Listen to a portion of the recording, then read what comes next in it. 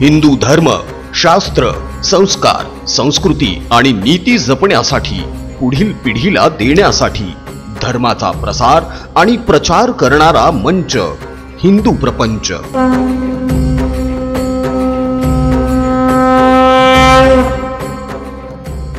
हिंदू प्रपंचच्या सर्व दर्शकांना गणेशोत्सवाच्या खूप खूप शुभेच्छा। आपला लाडका गणपती बाप्पा तुम्हा सगळ्यांच्या मनोकामना पुऱ्या करो, हीच त्या बाप्पाच्या चरणी प्रार्थना। मित्रांनो, आपल्या सगळ्यांना माहित आहे की भगवान महादेवांनी गणेशाचं शिर कापलं होतं। त्यानंतर पार्वती माता अत्यंत क्रोधित झाली आणि तिने आदिदेवी आदिशक्तीचं रूप धारण केलं। त्यानंतर महादेवांनी नंदी आणि गणांना आदेश दिला की उत्तरेकडे जो प्राणी दिसेल त्याचं शिर कापून आणा। त्याप्रमाणे गणांनी आणि नंदींनी उत्तरेकडे प्रस्थान केलं। त्यांना सर्वप्रथम हत्ती दिसला। गणांनी हत्तीचं शिर कापलं, महादेवांकडे आणलं आणि महादेवांनी हत्तीचं ते शिर गणेशाच्या धडावर बसवून गणेशाला पुनरुज्जीवित केलं। मात्र गणांनी ज्या हत्तीचं शिर कापून आणलं होतं तो हत्ती अगोदर एक राक्षस होता, दानव होता, ज्याने उत्पात माजवला होता।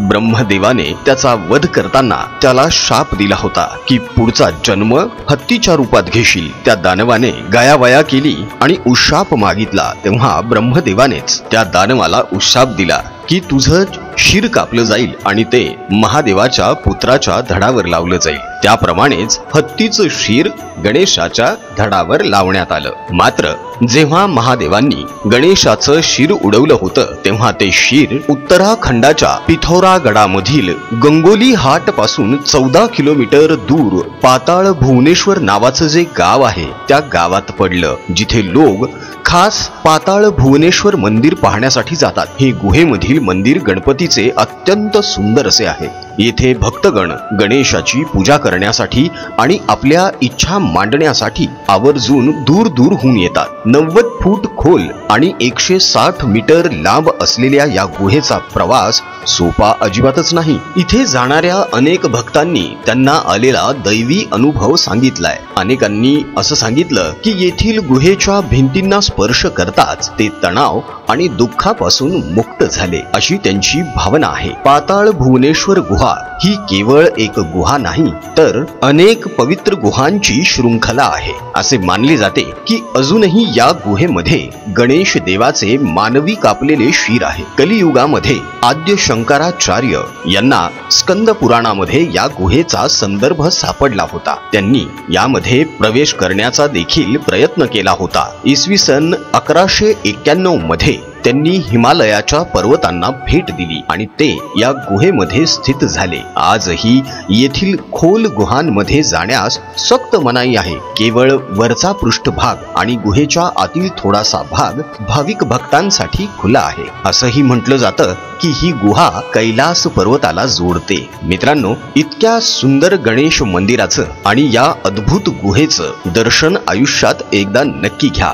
उत्तराखंडमध्ये पिथौरगडामधील गंगोली हाट पासून 14 किलोमीटर दूर पाताळ भुवनेश्वर या गावी हे मंदिर आणि या गुहा आहेत। गणपती बाप्पा सगळ्यांच्याच इच्छा पूर्ण करतो, तेव्हा या गणेशोत्सवामध्ये तुम्ही सुद्धा तुमच्या इच्छा श्री गणेशाला बोलून दाखवा। आपला लाडका बाप्पा तुमच्या सगळ्या इच्छा नक्कीच पूर्ण करेल। पाताळ भुवनेश्वर या गावातील श्री गणेशाचं शिर जिथे पडलं होतं त्या गुहेची ही माहिती आणि हा व्हिडिओ तुम्हाला कसा वाटला हे कमेंट मध्ये नक्की कळवा। अजून जर हिंदू प्रपंच या YouTube चॅनलला सबस्क्राईब केलं नसेल तर लगेच सबस्क्राईब करा। मित्रांनो, हिंदू धर्म, हिंदू शास्त्र, संस्कृती, संस्कार आणि नीती यांबद्दलची माहिती आपल्याला असणं अत्यंत गरजेचं आहे आणि तितकंच गरजेचं आहे की ही माहिती आपल्या पुढच्या पिढीपर्यंत सुद्धा नक्कीच पोहोचावी आणि हे काम आपल्या सगळ्यांना मिळून करायचं आहे ही आपली नैतिक जबाबदारी आहे। त्यामुळे हिंदू प्रपंच या YouTube चॅनलला नक्की सबस्क्राईब करा आणि हिंदू प्रपंचच्या सर्वच व्हिडिओजना